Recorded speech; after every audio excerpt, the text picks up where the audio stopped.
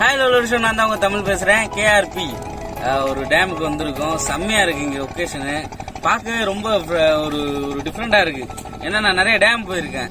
So இந்த டேம்ல வந்து வாத்து, மீன், கொக்கு எப்பா வேற லெவல்ல இருக்கு. இங்கேயே சமைக்கிறாங்க போல.